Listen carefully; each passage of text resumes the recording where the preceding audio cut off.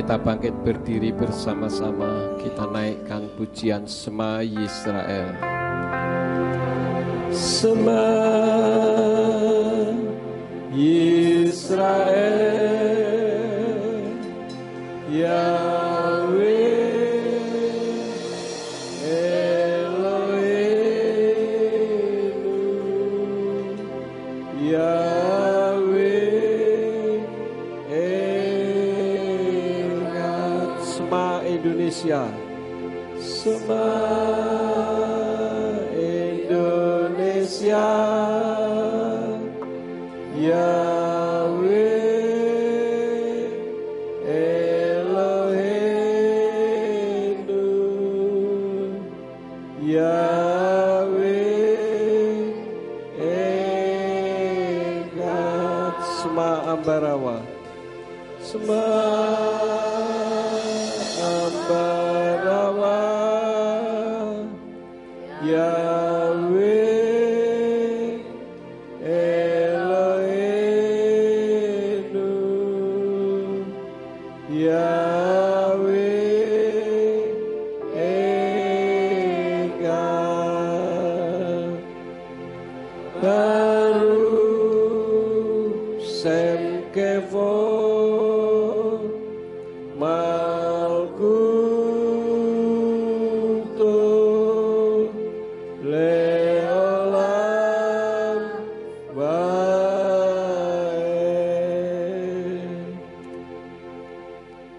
Dengarlah hai Israel, dengarlah hai Indonesia, dan dengarlah Ambarawa. Yahweh Elohim kita, Dia Echad.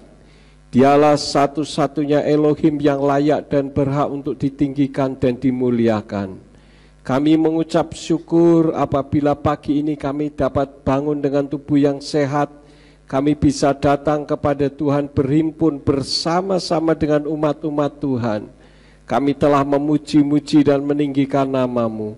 Sekarang kami akan mendengar isi hati Tuhan. Urapi hamba-Mu dan urapi setiap kami yang mendengarkan firman-Mu, baik yang ada di ruangan ini maupun yang ada di rumah masing-masing. Berikan hikmat akal budi supaya kami dapat memahami apa yang disampaikan, dan berikan kemampuan kepada kami bukan hanya untuk mendengar firman-Mu saja, melainkan juga melakukannya di dalam kehidupan kami. Dan jika ada kuasa penguasa roh jahat di udara yang akan merebut kebenaran firman, kami tolak, kami patahkan di dalam nama Yeshua HaMashiach. Pergi ke keluar, tinggalkan tempat ini. Tinggalkan setiap hati dan pikiran kami. Karena hati dan pikiran kami hanya kami tujukan bagi kebenaran firman saja. Terpuji-pujilah nama-Mu Bapa. Kami siap untuk menerima firman-Mu. Demi nama Adonai Yeshua HaMashiach, Tuhan dan Juru Selamat kami. Haleluya. Semua yang percaya katakan amin. Silakan duduk, Bapak Yahweh memberkati. Shalom Aleichem. Puji Bapak Yahweh, pada hari ini kita bisa berkumpul kembali untuk memuji dan meninggikan nama-Nya. Ketika saudara bangun pagi-pagi, saudara bisa menikmati udara segar di pagi hari. Bisakah kita mengucap syukur kepada Tuhan? Ketika kita bangun, kita bisa menikmati udara segar, itu merupakan berkat yang Bapa Yahweh berikan kepada kita. Oleh karena itulah maka kita patut mengucap syukur. Bapak Ibu saudara sekalian, sesuai dengan flyer yang sudah saudara terima, maka pada hari ini saya akan membawakan firman yang saya beri judul Berkat Yakob Tergenapi. Untuk itu saya ajak saudara untuk membuka di dalam kitab Kejadian pasal 49 ayat yang ke-10. Nah, di sini ada dua versi, yaitu versi Indonesian Literal Translation dan Yayasan Lembaga Alkitab Indonesia. Kejadian 49 ayat yang ke-10 dari Indonesian Literal Translation berbunyi demikian. Tongkat kekuasaan tidak akan beranjak dari Yehuda, dan yang menentukan hukum di antara kedua kakinya sampai ketika Silo datang, maka ketaatan bangsa-bangsa adalah kepadanya. Kemudian yang Yayasan Lembaga Alkitab Indonesia dikatakan tongkat kerajaan tidak akan beranjak dari Yehuda ataupun lambang pemerintahan di antara kedua kakinya sampai dia datang yang berhak atasnya, maka kepadanya akan takluk bangsa-bangsa. Dari dua versi ini ada perbedaan yang menyolok satu kata. Apa saudara-saudara? Silo dan dia. Di sini menggunakan kata silo, yang di sini menggunakan kata dia. Yang mana yang benar? Nanti kita akan perhatikan bersama-sama. Sekarang saya akan ajak untuk melihat lagi di dalam King James Version. King James Version dikatakan, the scepter shall not depart from Judah, nor a lawgiver from between his feet, until Shiloh come, and unto him shall the gathering of the people be. Ini kalau saya terjemahkan kira-kira bunyinya begini. Tongkat kerajaan tidak akan beranjak dari Yehuda, dan tidak pula pemberi hukum dari antara kedua kakinya sampai Shiloh datang, dan bagi dialah pengumpulan rakyat akan terjadi.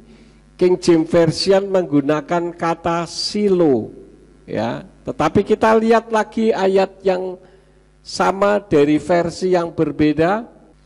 Nah, dari Word English Bible dikatakan, the scepter will not depart from Judah, nor the ruler's staff from between his feet, until he comes to whom it belongs, to him the obedience of the peoples be.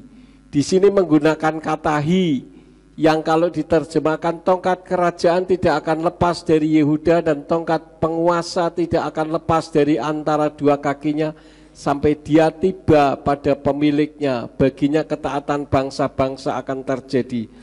Sebetulnya ayat-ayat ini, Bapak Ibu Saudara sekalian, merupakan ayat di mana Yakub ketika sudah lanjut usia dan akan mati, maka Yakub mengumpulkan anak-anaknya. Semua anaknya dikumpulkan lalu diberkati satu-satu. Kalau saya boleh katakan, ini adalah wejangan terakhir orang mau mati. Wasiatnya bukan berupa materi, tetapi berkat satu persatu. Sebetulnya khusus dari Yehuda itu bisa dimulai dari ayat yang ke-8. Ayat yang ke-8 mengungkapkan tentang berkat khusus untuk Yehuda. Oleh karena itu, kalau tadi ada kata silo dan ada kata hi atau dia, maka saya melihat di dalam kitab berbahasa Ibraninya. Kita lihat bersama-sama. Nah, kalau dibaca, lo yasur sefet mi Yehuda kokek mi bein raklai atki yafo silo. Di sini ada silo lagi, ada tanda kurung 2, tanda kurung ya. Velo yikat amim. Kenapa ada tanda kurung 2 dan di sini ada huruf K dan Kof ya. Kaf dan Kof. Kenapa ada seperti itu? Nanti saya akan terangkan. Lo itu artinya tidak, Yasur itu peneguhan, Sefet itu tongkat kekuasaan, Mi Yehuda itu dari Yehuda, Kokek itu pembuat hukum, Mi Bain itu mengetahui, Raklai itu kakinya, At sampai Ki Yafo ketika datangnya Silo, Velo itu baginya, Yikat dia akan mengumpulkan Amim bangsa-bangsa. Nah, Bapak Ibu Saudara sekalian, di sini ada 2 kata yang warnanya saya bedakan.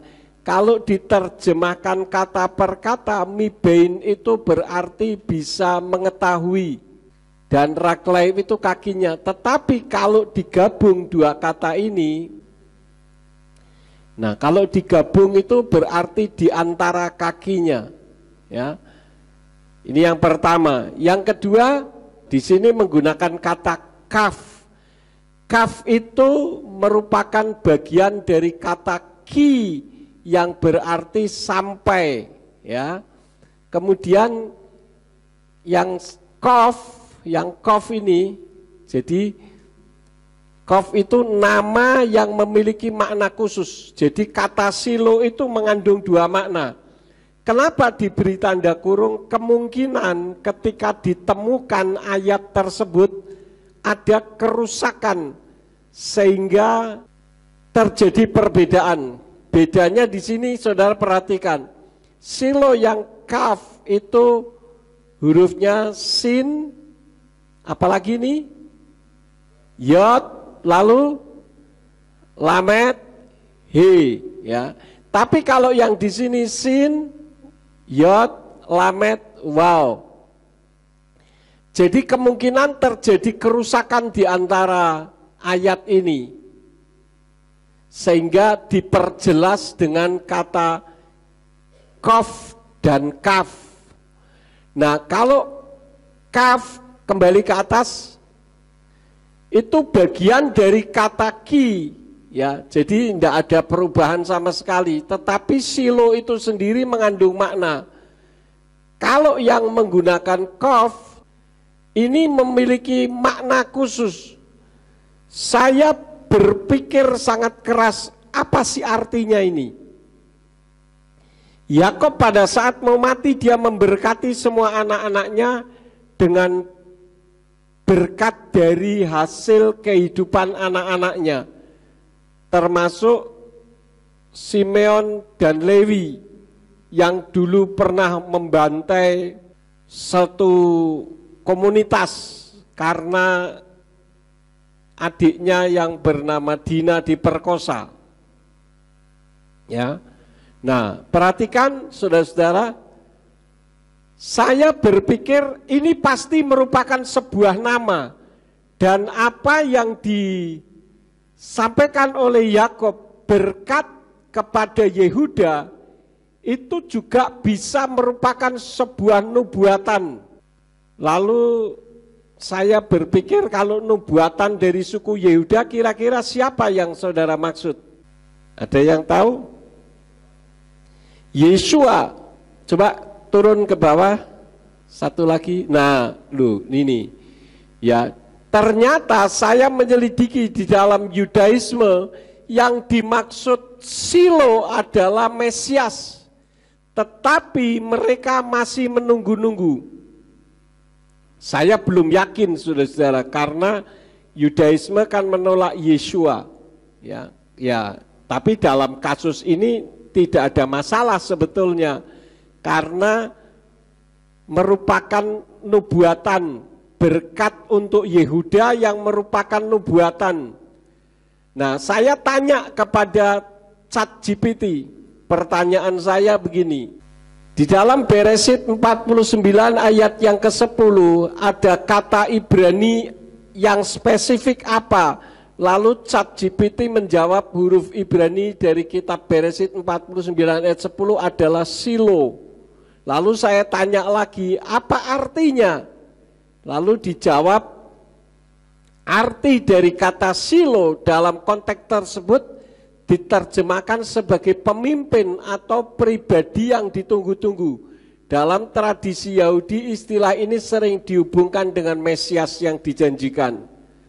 Berarti apa yang saya renungkan itu tepat, saudara-saudara.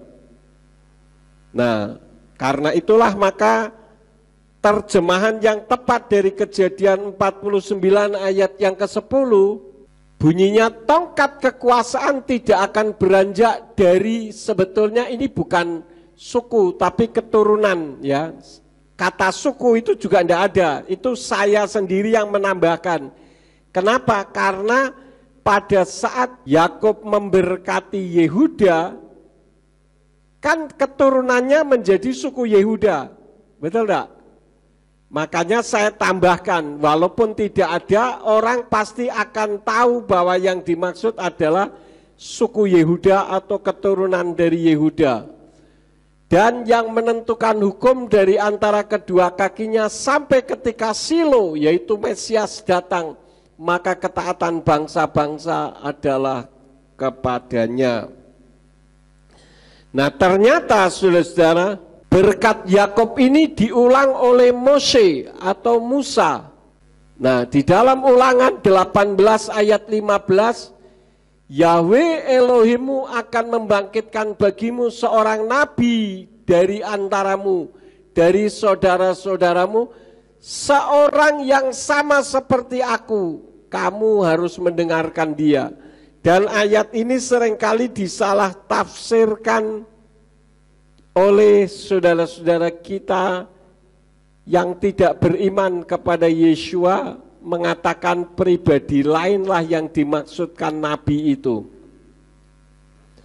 Tetapi saya akan membuat lebih spesifik lagi. Apa yang dimaksud dengan kata-kata orang seperti aku yang dimaksudkan oleh Mose dari Ulangan 18 ayat yang ke-15 tadi? Jawabannya ada pada ayat 16. Sesuai dengan semua yang engkau inginkan dari Yahweh Elohimmu di gunung Horeb pada hari perkumpulan dengan berkata, biarlah aku tidak mendengar lagi suara Yahweh Elohimku dan juga tidak melihat api yang besar ini lagi supaya jangan aku mati. Nah, jadi apa yang tertulis di ayat yang ke-18 ini sebetulnya merupakan sebuah permohonan dari orang Israel. Karena ingat, orang kalau melihat Tuhan pasti mati. Kenapa? Karena radiasi kekudusan Tuhan itu luar biasa dahsyatnya. Manusia yang berdosa mati, yang melihat, apalagi mendekat. Itulah sebabnya maka ketika imam besar masuk ke ruangan Maha Kudus kan ada giring-giring di kakinya. Saya sudah ceritakan ketika dia masuk ke ruangan Maha Kudus, lama tidak keluar-keluar, orang akan menyangka apa, saudara-saudara? Mati. Maka ada selendang yang keluar, menjulur keluar dari ruangan Maha Kudus itu, selendang itu ditarik-tarik. Kalau ditarik ternyata ada respon, berarti masih hidup. Kalau mati tidak mungkin sembarang orang bisa masuk ke ruangan Maha Kudus, bisa mati semuanya nanti. Ya, giring-giring itu kalau dulu waktu zaman saya masih kecil, ibu-ibu di desa itu sering anak-anak atau cucunya itu dikasih keroncongan kaki sambil masak, sambil telinganya dengerin suara keroncongan kakinya. Nanti kalau suara keroncongan kakinya sudah menjauh, maka ditinggallah masakannya, ambil anaknya didekatkan lagi, begitu saudara. Kalau sekarang kan enggak, sekarang pakai CCTV, ya, lebih modern. Bangsa Israel minta agar tidak lagi mendengar langsung suaranya, melainkan melalui seorang nabi atau penyambung lidah Elohim. Jadi nabi itu dari kata Ibrani nevi, yang artinya penyambung lidah Elohim. Artinya apa? Elohim ngomong apa dia sampaikan, tidak ditafsirkan dan sebagainya. Yang akan diutusnya pada saat ini belum diutus, yaitu dari suku Yehuda, saudara-saudara. Nah, apa yang diungkapkan dalam berkat Yakub tadi itu tergenapi di dalam kitab Matius atau Matius 10 ayat yang ke-40. Siapa yang menerima kamu, ia menerima aku, dan siapa yang menerima aku, ia menerima dia yang mengutus aku. Ini yang berbicara siapa, saudara-saudara? Siapa yang berbicara pada Matius 10 ayat 40? Yeshua HaMashiach yang bicara. Tetapi saudara perlu ketahui bahwa yang dimaksud Yeshua sebagai utusan bukan berarti beda Yahweh yang mengutusnya. Karena itu ketika kita berbicara tentang sebuah kebenaran firman, jangan akal manusia mendenominasi seolah-olah firman Tuhan itu harus sama seperti saya yang saya pikirkan. Bisa dipahami, saudara-saudara. Kemarin baru kita membahas tentang Kristen progresif. Kristen progresif itu membuat Firman Tuhan harus nurut pikiran saya. Kalau tidak cocok berarti firman Tuhannya yang salah. Padahal otak manusialah yang tidak mampu mencerna isi firman Tuhan. Kalau saya mengutus Pak Sarmujito, pribadinya sama atau tidak? Saya mengutus Pak Sarmujito, pribadinya sama atau tidak? Tidak sama, ya. Tetapi saudara-saudara, tentang masalah utusan itu bukan berarti beda pribadi. Banyak ayat yang menyatakan Yeshua itu Yahweh, maka orang Yahudi menganggap Yeshua menghujat Elohim sehingga dihukum mati. Namun Yeshua bangkit. Yang dibicarakan orang yang anti dengan kekristenan kan karena Yeshua mati. Tuhan kok mati? Loh iya, saya juga mengaminkan, iya benar Tuhan kok mati. Buat apa kita menyembah Tuhan yang mati? Tapi ketika dia bangkit tidak pernah diutarakan. Jadi dipotong-potong ayatnya. Ya. Kemarin saya menyiapkan ayat ini sebetulnya tidak mengarah sampai ke sini. Tapi ketika saya menyampaikan, Roh Kudus memberitahu, pada saat kamu menyampaikan firman, ada orang yang melihat dari YouTube yang marah hatinya. Tapi sebetulnya orang itu adalah orang yang dipilih oleh Bapa Yahweh. Jadi kalau sampai di sini ada orang yang marah dengan perkataan saya, saudara sedang dicari oleh Bapa Yahweh. Saudara dipilih oleh Bapa Yahweh.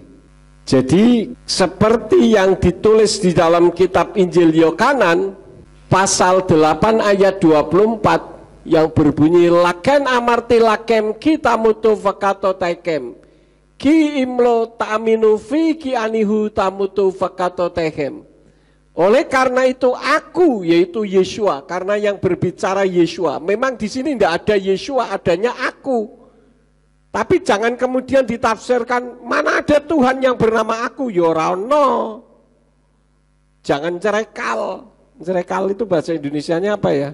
Berkele. Bersilat kata. Berkata kepadamu bahwa kamu akan mati dalam dosa-dosamu, sebab jika kamu tidak percaya bahwa akulah dia. Siapa yang dimaksud dia adalah Bapa, yaitu Yahweh. Maka kamu akan mati dalam dosa-dosamu. Orang berkata, oh itu bukan. Yeshua tidak membicarakan Bapa. Betul kalau ayatnya dipotong sampai di sini. Tapi baca terus sampai ayat yang ke-27. Ayat 27 katakan wahem lo havinu zatki al-ha'af diber alehem. Yang artinya mereka tidak mengerti bahwa dia yaitu Yeshua membicarakan Bapa yaitu Yahweh kepada mereka. Jadi jelas bahwa apa yang disampaikan oleh Yeshua, kalau engkau mendengarkan aku, maka engkau mendengarkan dia yang mengutus aku. Tadi yang dinubuatkan oleh berkat Yakub kan tentang masalah itu, saudara-saudara. Jadi kesimpulannya, kata mengutus dan anak atau putra hanya istilah saat Yeshua menjadi seperti manusia. Banyak orang menyangkal Yeshua karena dianggap Yeshua itu manusia yang dituhankan. No, perhatikan dengan baik-baik. Ya, saudara yang sekarang ini marah hatimu, kamu adalah pilihan Tuhan. Saya sudah menyiapkan firman berbeda dengan apa yang saya sampaikan ini. Tetapi ketika saya sedang membuat, Ruach HaKodes memberitahu kepada saya, ketika firman ini kamu sampaikan ada orang yang marah, dan itu adalah orang pilihanku. Jadi saudara yang sekarang ini marah karena tidak sesuai dengan iman saudara, saudara adalah pilihan Bapa Yahweh. Jadi saudara-saudara, kenapa orang mengatakan kalau Tuhan menjadi seperti manusia turun ke atas muka bumi, yang di sorga siapa? Kosong kan? Lu iya, kalau yang dipikirkan sesuai dengan pikiranmu. Tuhan itu El Shaddai, Elohim Shaddai, Elohim Maha Kuasa. Kalau yang namanya Maha Kuasa, dia bisa menjadi apa saja dan bisa menjadi berapa saja. Karena Tuhan yang saya sembah adalah Tuhan yang luar biasa. Kecuali Tuhan yang kalian sembah yang hanya bisanya duduk di atas tahtanya sendirian. Perhatikan dengan baik. Kenapa Yeshua ditolak? Karena melogiskan Elohim yang melampaui logika. Jadi Tuhan itu bukan tidak masuk akal, melampaui akal manusia. Ada kisah Sun Gokong. Sun Gokong itu bisa menjadi banyak. Saya pernah menyampaikan video ada seorang yang menghadapi kuasa setan, setannya bisa menjadi 3. Itu setan. Nah kalau setan bisa, Tuhan bisa enggak kira-kira? Sangat bisa. Ya. Jadi jangan melogikakan Tuhan harus masuk di alam pikiran kita. Saya justru mengatakan kalau Tuhan itu masuk akal, itu bukan Tuhan. Tuhan itu bukan tidak masuk akal, tetapi melampaui akal manusia. Sekarang tentang masalah kekekalan Tuhan saja. Tuhan itu kekal. Sejak kapan Tuhan ada? Ayo saya tanya kepada saudara, sejak kapan Tuhan ada? Bermiliar sampai mulutnya doer, juta tahun, tetap itu artinya masih ada awalnya. Kapan lalu mulainya? Apakah manusia bisa mendeskripsikan kekekalan Tuhan dengan deskripsi yang jelas, yang masuk akal? Tidak bisa, saudara. Paling hanya mengatakan Tuhan itu kekal, Tuhan itu abadi. Nah, abadi itu seperti apa? Bisakah kita mempersepsikan, mendeskripsikan tentang keabadian, kekekalan Tuhan? Tidak bisa, karena Tuhan itu melampaui akal dan dia maha kuasa. Jadi kalau Tuhan menjadi seperti manusia, bisa atau tidak? Bisa dan sangat bisa. Tetapi Bapak Ibu Saudara sekalian, orang Yahudi itu salah sangka. Jadi orang Yahudi salah sangka saat Raja Israel pertama dipilih Elohim. Ya. Yang tertulis di dalam 1 Samuel 10 ayat yang ke-1 berbunyi demikian. Dan Samuel mengambil buli-buli minyak lalu menuangkan di atas kepalanya dan mencium ia serta berkata, bukankah Yahweh telah mengurapi engkau menjadi pemimpin atas milik pusakanya? Ini berbicara tentang siapa, saudara? Tentang siapa yang diurapi oleh Samuel? Saul. Ini adalah bicara soal Saul yang diurapi menjadi raja pertama kerajaan Israel. Sebelumnya Israel dipimpin oleh siapa? Sebelumnya ada raja atau berbentuk kerajaan, Israel dipimpin oleh siapa? Hakim-hakim. Tapi bangsa Israel memaksa Elohim, memaksa Tuhan. Nah ini yang seringkali terjadi, orang memaksa Tuhan. Ya bukan manusia itu nurut kalau dipaksa Tuhan, tapi malah Tuhan yang dipaksa. Untuk berbentuk kerajaan, maka diangkatlah oleh Bapa Yahweh melalui Samuel, yaitu seorang yang bernama Saul. Tapi ternyata saudara-saudara, Saul itu dari suku Benyamin. Cocok enggak saudara? Enggak cocok, ya. Karena itu berarti nubuatan itu enggak tepat.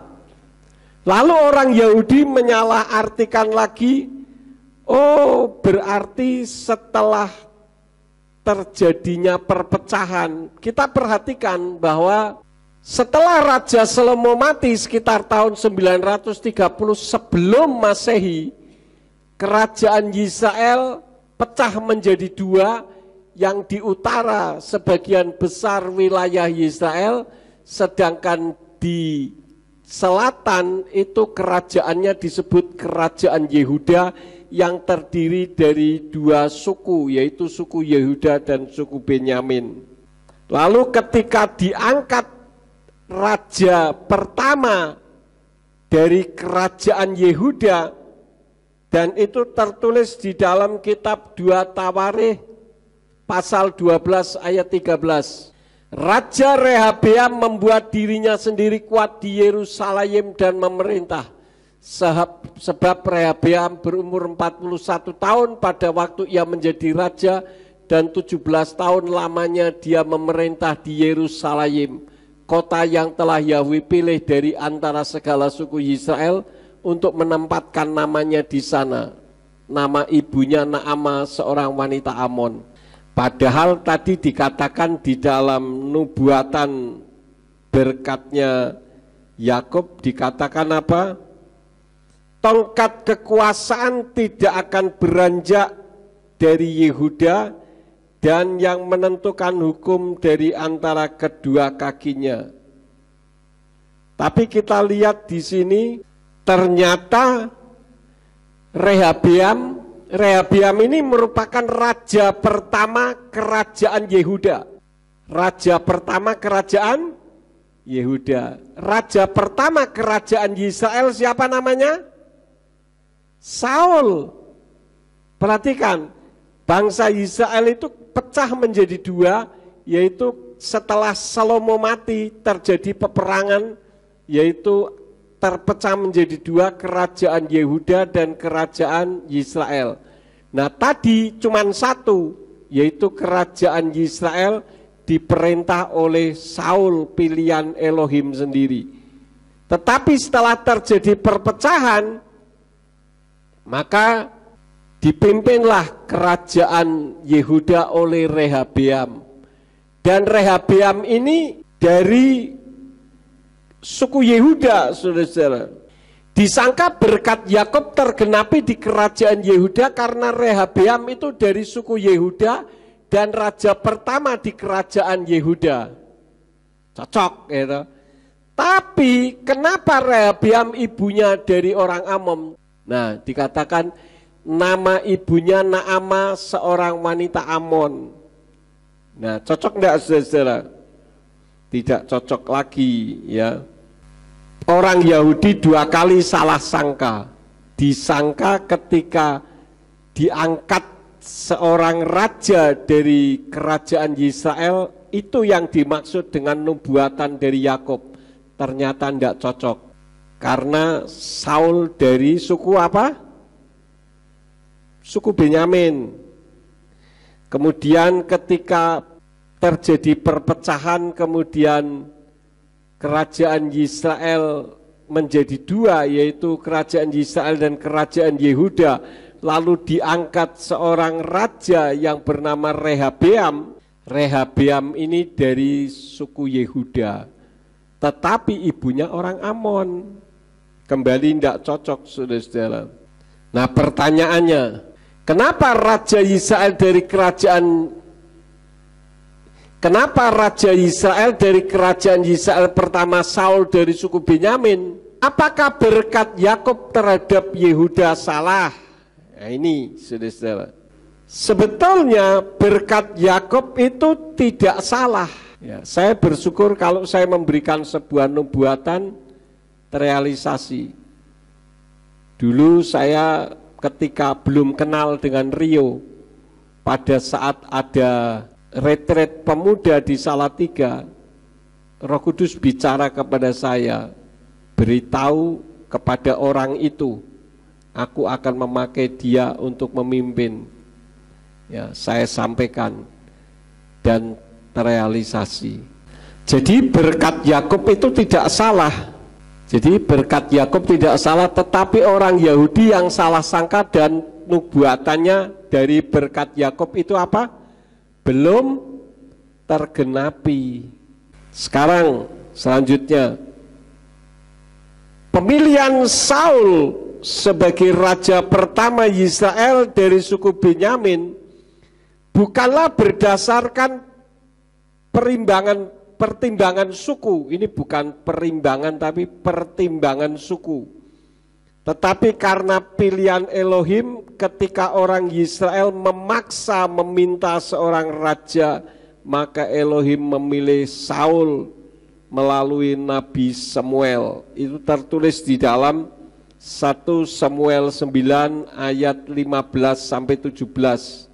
Nanti saudara bisa baca sendiri ayatnya. Meskipun secara tradisional suku Yehuda dianggap sebagai suku paling berpengaruh di antara suku-suku Israel, pilihan Saul menunjukkan bahwa Elohim tidak membatasi pilihannya hanya kepada suku tertentu. Ya, perhatikan, memang berkat Yakub itu akan menjadi nyata bahwa nanti akan ada pemimpin yang akan datang, yang ditunggu-tunggu, yang akan membuat seluruh bangsa takluk kepadanya. Dan itu berasal dari suku Yehuda. Tetapi orang Israel salah sangka. Kenapa? Karena yang dipilih itu dari suku Benyamin. Nah, ini mengandung makna bahwa Tuhan di dalam memberikan pilihannya tidak pernah membedakan suku. Dan saya katakan sesuai dengan apa yang tertulis, saudara pun adalah pilihan Elohim. Ketika saya membuat firman, disinilah Roh Kudus berbicara. Dan saudara saat ini sedang nonton YouTube saya. Saudara adalah orang pilihan yang dipilih oleh Elohim. Yang menjadi pertanyaannya adalah, mau atau tidak saudara dipilih? Dan itu bukan menjadi sebuah pemaksaan, ya, karena Tuhan tidak pernah memaksa orang. Apa yang dinubuatkan oleh Yakub melalui berkat Yakub kepada Yehuda diulang kembali oleh Mose, ya. Dan sekarang ini Tuhan sedang berbicara kepada saudara seperti apa yang tertulis di dalam kitab Wahyu 3 ayat yang ke-20. Lihatlah, aku berdiri di depan pintu dan mengetuk.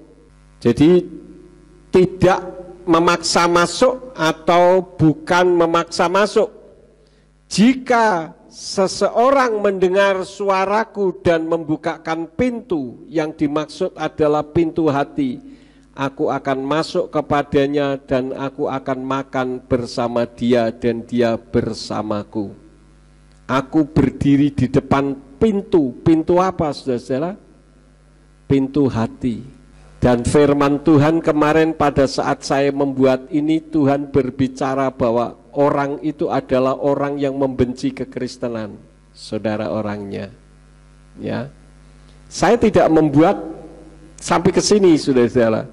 Saya membuat dengan cara yang berbeda. Semua sudah ada catatannya. Tapi ketika hampir sampai di sini dibelokkan dan Tuhan katakan nanti ada orang yang akan melihat YouTube dan orang itu hatinya marah karena dia penuh dengan kebencian terhadap kekristenan, dan saudaralah orang yang nonton. Ya, ini adalah pilihan Tuhan. Tidak di sini karena Tuhan memberitahu saya yang marah, yang hatinya penuh kebencian terhadap kekristenan itu tidak di sini, tetapi yang nonton YouTube sekarang ini. Dikatakan aku akan masuk kepadanya dan aku akan makan bersama dia dan dia bersamaku. Lalu apa sih artinya makan bersama? Apa artinya makan bersama? Artinya yang dimaksud dengan makan bersama adalah keramahan spiritual dan komuni atau persekutuan pribadi antara Yeshua HaMashiach dengan orang yang mau percaya kepadanya. Jadi saudara yang marah, Tuhan mengasihi saudara dan dia ingin masuk di dalam hatimu, tetapi dia tidak mendobrak, tidak memaksa, karena saudara punya hak, yaitu hak asasi manusia, dan Tuhan tidak akan melanggar hak asasi saudara. Tuhan menghargai saudara, tetapi Tuhan mengasihi. Kenapa sih kok sampai seperti itu? karena Tuhan tahu hukuman mengerikan akan terrealisasi pada akhir zaman. Jadi kalau saudara sekarang mau melunakkan hati, saudara akan menggenapi nubuatan di dalam kitab Yohanan 15 ayat 16 dan Yohanan 15 ayat yang ke-19 yang berbunyi demikian. Bukan kamu yang telah memilih aku, melainkan aku yang telah memilih kamu, dan aku telah menempatkan kamu supaya kamu dapat pergi dan menghasilkan buah, dan buahmu itu tinggal tetap, sehingga apa yang telah kamu minta kepada Bapa dalam namaku, Dia dapat memberikannya kepadamu. Pasal 15 ayat 19, sekiranya kamu berasal dari dunia ini, tentu dunia akan mencintai miliknya sendiri. Namun karena kamu bukan berasal dari dunia, melainkan aku telah memilih kamu dari dunia, sebab itulah dunia membenci kamu. Maksudnya apa? Tuhan akan membuat orang-orang di sekitarmu akan menjadi membenci kamu. Siap atau tidak? Ini yang jadi masalahnya, ya. Maaf, bukan saya mengarang cerita, tidak. Tetapi Tuhanlah yang berbicara kepada saya bahwa saudara adalah orang yang dipilih. Cuman masalahnya dipilih mau atau enggak. Kalau buah-buahan kan pasti mau, saudara beli buah di pasar, saudara milih mana buahnya, mengatakan enggak mau saya ikut kamu, kan enggak, diam aja, ya. Nah sekarang saudara bagaimana? Kembali ke masalah berkat tadi, apakah berkat Yakub salah? Yang pertama, yang disampaikan di kitab Kejadian 49 ayat yang ke-10 belum tergenapi di kitab Samuel atau Samuel 10 ayat yang ke-1 dan di dalam 2 Tawarikh 12 ayat yang ke-13 yang tadi saya sudah sampaikan, baik sebagai pemimpin pertama dari kerajaan Israel maupun dari kerajaan Yehuda. Yang kedua, yang dimaksudkan berkat Yakub adalah jika suku Yehuda sudah berkuasa akan menentukan hukum dan bangsa-bangsa akan taat kepadanya. Sebetulnya arahnya ke sini dan saya bisa lanjutkan tentang adanya tahun Masehi. Tahun Masehi itu tahun apa sih saudara-saudara? Dihitung dari apa yang dimaksudkan? Dari kelahiran Yeshua HaMashiach. Makanya ada sebelum Masehi dan sesudah Masehi, dan kalender itu yang dipergunakan oleh seluruh dunia sekarang ini. Artinya kalau orang ada sidang di pengadilan dan sebagainya, menentukan tanggal kapan kamu melakukannya, tanggal kapan kamu menandatangani menggunakan kalender apa? Masehi.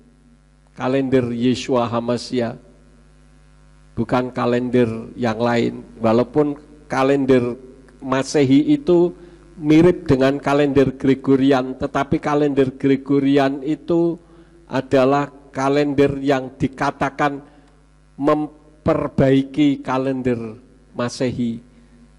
Ya, tetapi tetap yang dipakai adalah kalender Masehi.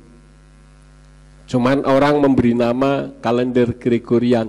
Ini kalau diterangkan cukup panjang. Nah sebetulnya arahnya kemarin ke situ, tetapi saya cut dan saya masuk ke tempat yang berbeda karena Tuhan menghendaki yang lain. Itu bukan untuk bangsa Israel. Yang kedua saya ulang ya, yang dimaksud berkat Yakub adalah jika suku Yehuda sudah berkuasa akan menentukan hukum dan bangsa-bangsa akan taat kepadanya. Itu bukan untuk bangsa Israel saja, tetapi bagi seluruh dunia. Dan yang dimaksud Yakub adalah Yeshua HaMashiach yang memang dari suku Yehuda.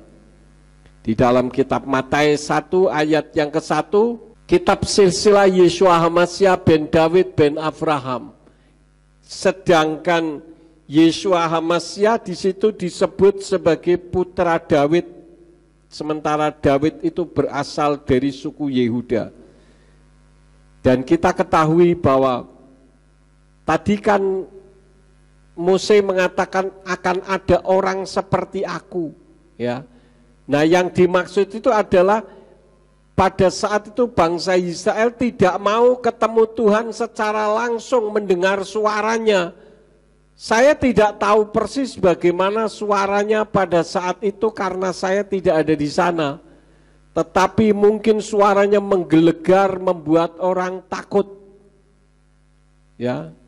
Makanya dikatakan jangan sampai aku melihat Tuhan dan aku mati.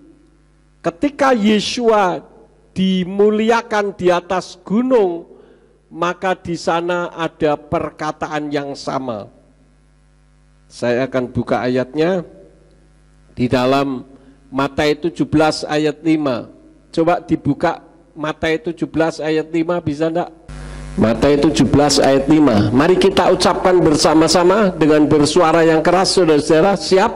2, 3. Sementara dia sedang berbicara, tampaklah segumpal awan yang terang menaungi mereka, dan perhatikanlah, suatu suara dari awan itu yang mengatakan, inilah putraku yang terkasih, kepadanya lah aku berkenan, dengarkanlah dia.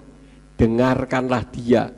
Itu yang diperintah oleh Tuhan. Yang jadi masalahnya, saudara mau mendengar suara Tuhan atau tidak. Kita bersyukur kalau kita mau mendengar suara Tuhan, karena saudara semua khusus yang ada di tempat ini adalah bangsa pilihan Tuhan. Saudara adalah orang yang dipilih oleh Tuhan.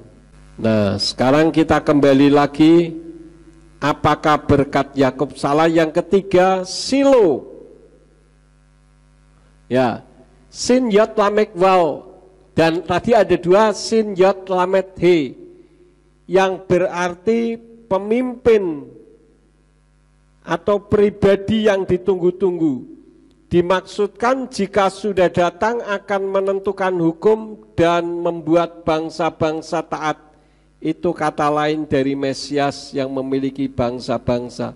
Dan dikatakan nanti setiap lutut akan bertelut, setiap lidah akan mengaku Yeshua adalah raja di atas segala raja. Ada kan ayatnya? Nanti bisa lihat sendiri ya. Kalau saudara nonton YouTube setelah ini saya buat di YouTube, saya akan tulis ayatnya di bawah untuk bisa dilihat. Jadi yang kedua, kata Silo itu juga nama tempat. Tapi yang dimaksudkan di dalam berkat Yakub tadi itu bukan nama tempat, tapi nama pemimpin yang ditunggu-tunggu. Kalau Silo yang nama tempat, misalkan di dalam kitab Yehosua atau Yosua 8 ayat yang ke-1, di sana dikatakan, dan seluruh jemaat Bani Israel dikumpulkan di Silo dan mereka mendirikan kemah pertemuan di sana, dan negeri itu telah ditaklukkan di hadapan mereka. Jadi Silo yang dimaksud di dalam Yehosua 8 ayat yang ke-1 itu bukan Yeshua, tetapi nama tempat yang bernama Silo. Dan yang dimaksud Yeshua, Silo itu panggilan lain daripada Yeshua HaMashiach. Nah, sekarang yang menjadi pertanyaannya, apa makna berkat Yakub tergenapi bagi kita? Yang pertama, segala sesuatu indah pada waktunya. Pengkhotbah 3 ayat yang ke-11. Dia telah menjadikan segala sesuatu indah pada waktunya. Dia juga telah menaruh kekekalan di dalam hati mereka. Tanpa itu manusia tidak dapat memahami pekerjaan Elohim yang Elohim perbuat dari awal sampai akhir. Kalau orang kan maunya serba instan, betul enggak? Hari ini berdoa, hari ini juga dijawab. Kalau saudara nanam pohon, nanam pisang misalkan, hari ini ditanam, besok pagi bisa dimakan buahnya. Kira-kira bisa enggak? Kecuali pohonnya, pohon yang sudah ada buahnya. Hari ini ditanam, besok pagi dipetik. Tapi kalau yang dari tanam biasa, bisa enggak? Enggak bisa. Kecuali pohon dari plastik. Ya kalau dimakan perutnya sakit, saudara-saudara ya. Jadi segala sesuatu indah pada waktunya. Sekarang kita sedang menantikan gereja baru, nanti akan indah pada waktunya. Yang kedua, kita sedang menantikan Shilo datang untuk yang kedua kali.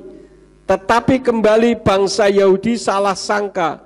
Disangka mereka akan membebaskan, yang disebut Shilo itu adalah Mesias yang akan membebaskan mereka dari penjajahan orang Romawi.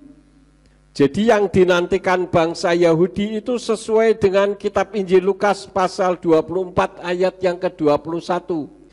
Dan dahulu kami berharap bahwa dia adalah orang yang akan segera menebus Israel.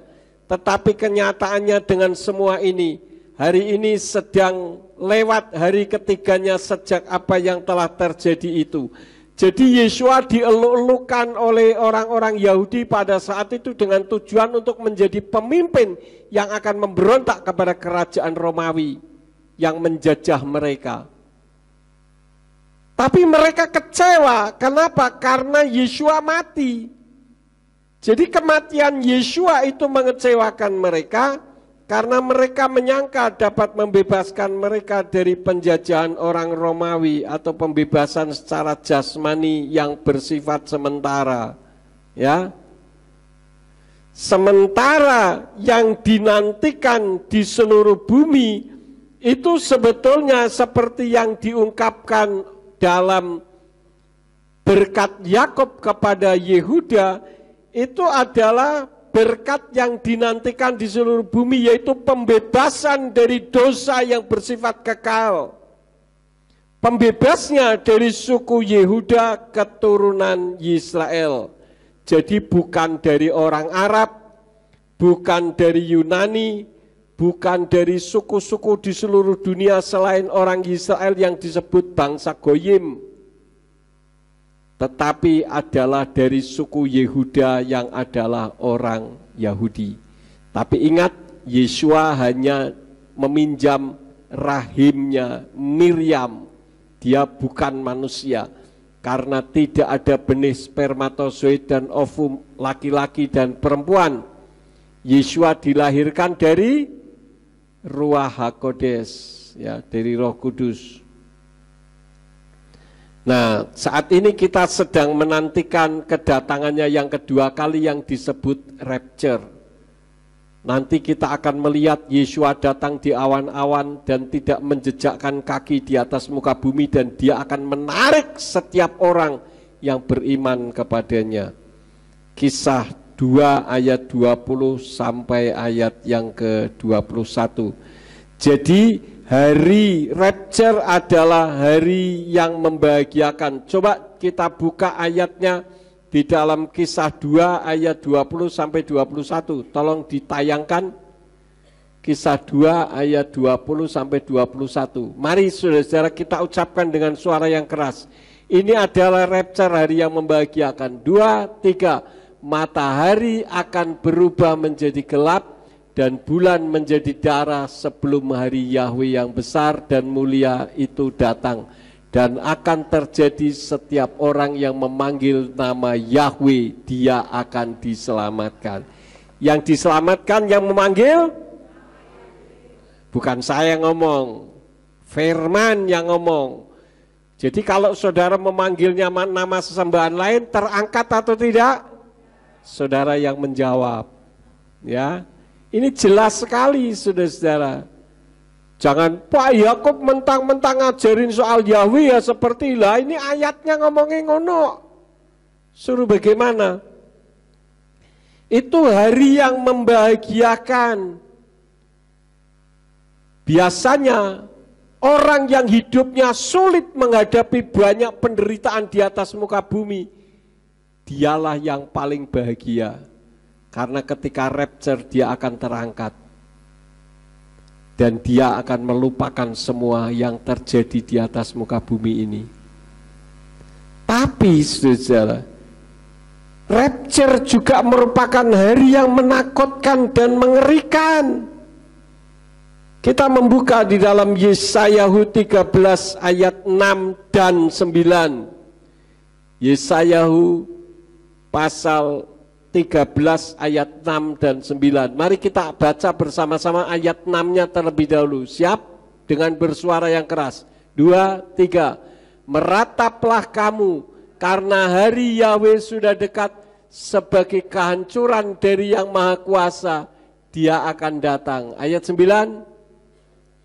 Bersama. 2, 3. Lihat, hari Yahweh yang datang dengan kejam dan angkuh, dan dengan amarah yang menyala-nyala, untuk membuat negeri menjadi sunyi dan menghancurkan orang-orang berdosa dari sana. Jadi bagi orang yang jahat, bagi orang yang main trik, kehidupannya penuh dengan penipuan dan permasalahan negatif, hari Yahweh merupakan hari yang sangat menakutkan. Tetapi beda dengan kita yang sudah menerima Yahweh, merupakan hari yang membahagiakan. Karena siapa yang masuk ke rapture adalah orang yang menyebut nama Yahweh. Barang siapa yang menyebut nama Yahweh, dia yang akan diselamatkan. Nah, sekarang perhatikan, tanda-tanda kedatangannya itu sudah nyata. Kalau saudara membaca di dalam kitab Matius atau Matius pasal 24, satu pasal dibaca semua, itu merupakan tanda-tanda kedatangan Yeshua. Salah satu di antaranya yang akan saya ungkapkan adalah adanya bencana alam. Ya, gempa bumi. Kita sering mendengar berita-berita gempa bumi, frekuensinya semakin cepat. Baru kemarin ada gempa, muncul gempa lagi. Itu semua sudah ditulis dalam kitab suci. Kemudian adanya likuifaksi. Likuifaksi itu tanah yang bergerak, saudara-saudara. Seperti waktu saya di Ambon, waktu itu saya ditunjukkan di Ambon apa di Sulawesi, di Palu kalau tidak salah ya, di Palu. Ya, saya menginjakkan kaki tempat di mana pelacuran terbesar itu ada, itu tidak kelihatan. Saya berdiri di atas atap rumah yang ada antenanya. Antenanya di kaki saya, saudara-saudara. Itu bergerak, jadi tanah itu bergerak. Ya, ada pohon-pohon juga bergerak. Saya ditunjukin ada sebuah gawang sepak bola, kira-kira sekitar 500 meter. Saya diberitahu, Bapak tahu enggak itu sebetulnya tadinya di mana? Itu di sana, di belakang saya jauh bergerak, saudara-saudara. Nguruki, menanam semua yang ada di depannya. Itu yang disebut likuifaksi. Kemudian munculnya tanah longsor, beda dengan likuifaksi. Kalau tanah longsor itu tebing-tebing yang berguguran, tapi kalau likuifaksi itu sampai kedalaman tertentu tanah itu bergerak. Pohon kelapa saja bisa bergerak, saudara-saudara. Tidak mati, pindah tempat. Itu berarti kan dalam sekali pindahnya. Kemudian adanya tsunami di mana-mana, gunung meletus dan lain-lain. Orang mau bersembunyi di mana? Di kota tidak bisa, di hutan tidak bisa, di gunung tidak bisa, gunungnya podo meletus dan sebagainya. Lalu di dalam dunia kejahatan, adanya pembunuhan, penculikan anak untuk dijual organ-organ tubuhnya. Pertama kali saya mendengar kejadian ini waktu saya ke Malaysia. Pada saat itu Malaysia dihebohkan adanya seseorang yang tertangkap membawa seorang anak yang sudah mati di dalam mobil, dikeridongi pakai selimut. Pada saat ada pemeriksaan lalu lintas di jalan, maka sopirnya beserta dengan orang yang di dalamnya ditangkap. Kenapa? Karena anak kecil ini masih sekitar umur 4 tahunan, itu organ perutnya itu sudah hilang semua, saudara. Jadi anak ini mau dibuang karena organnya sudah diambili. Itu dijual, itu geger luar biasa di Malaysia. Sekarang di mana-mana terjadi. Bahkan orang dewasa juga dibawa, diajari untuk dapat pekerjaan di Thailand. Ternyata di sana masuk ke dalam dunia kejahatan, di situ diambili organ tubuhnya, dijual, saudara-saudara. Kemarin saya kirim berita kalau tidak salah ya, tentang seseorang perempuan yang dijanjikan mau dinikahi. Nonton enggak saudara-saudara? Nonton enggak? Waduh. Atau saya belum kirim ke saudara? Belum ya? Ada seorang perempuan disupport dari Rio de Janeiro kalau tidak salah. Disupport sama seorang laki-laki, ini perempuan muda disupport sama orang laki-laki, setiap bulan dikasih uang 1 juta, 2 juta, 1-2 juta sampai 6 bulan. Setelah 6 bulan dijanjikan mau dinikahi, tapi karena saya sibuk, kamu saja yang datang, dibelikan tiket, ya, pokoknya semua serba beres. Lalu dibawalah sampai di sana, ternyata dibawa ke sebuah hotel. Dan di hotel itu yang menjemput adalah sahabat dari orang yang akan menikahi itu, saudara-saudara. Di situ dijamu, pokoknya semuanya lengkap, dikirim, ya. Tapi tidak ketemu sama orangnya ini, tapi sahabatnya yang memberi makan. Pokoknya dijamu seperti seorang raja. Setelah 1 minggu, maka diberitahu oleh pacarnya ini, dia katakan, saya akan segera menikahi kamu, tetapi karena saya sekarang ini sedang ada di negara ini, tolong kamu berangkat, enggak usah bawa baju, enggak apa-apa, pokoknya semuanya saya persiapkan. Maka dia berangkat naik pesawat, dibayari semua sama orang ini, dan dikasih bekal 1 koper, saudara-saudara. Dibawalah terbang. Ketika masuk ke negara itu, dia di stop sama custom dan diperiksa. Ternyata kopernya berisi serbuk putih. Maka dia ditahan dan sampai detik ini masih ditahan, dan dia baru bisa keluar kalau umur 85 tahun. Bayangkan saudara-saudara, masih mending tidak dihukum mati, karena yang dibawa 1 koper. Nah 1 koper itu harganya ratusan miliar, ya. Jadi kalau dia mensupport 2 juta, 1 juta setiap bulan itu selama 6 bulan tidak ada artinya. Jadi hati-hati, kalau misalkan ada anak muda yang dapat support dari luar negeri, mau dinikahi, nggak usah lah yang begitu-begitu. Cari saja sesama anak Tuhan. Ya, anak Tuhan yang ganteng-ganteng, yang cantik-cantik juga banyak. Betul, saudara-saudara? Ya. Jadi itu dunia kejahatan. Kemudian penipuan perbankan via artificial intelligence atau kecerdasan buatan. Saya juga kemarin mengirim video juga, tidak tahu saya kirim kepada siapa, ada seorang perempuan muda yang mengirim video call kepada ibunya. Saudara dapat enggak? Dapat ya? Yang pakai bahasa Cina itu. Nah, saya tidak perlu ceritakan, ya. Itu mengerikan sekali, makanya seperti yang pernah disampaikan Pak Simeon itu perhatikan dengan baik. Kalau ada orang minta duit, coba ditanya ulang tahunnya siapa, begitu ngerti ndak orang itu. Itu kan anak muda itu ditanya nama ulang tahun saya berapa, ternyata nama ulang tahun tanggal ulang tahunnya enggak tahu. Itu jadi password. Sekarang dunia kejahatan itu sangat mengerikan, saudara-saudara, ya. Kemudian depopulation via pandemi penyakit. Kemarin itu pandemi itu buatan orang, saudara-saudara.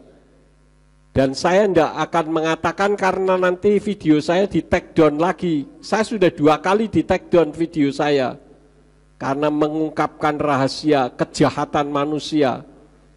Kemarin itu sebetulnya targetnya 2 miliar manusia harus mati.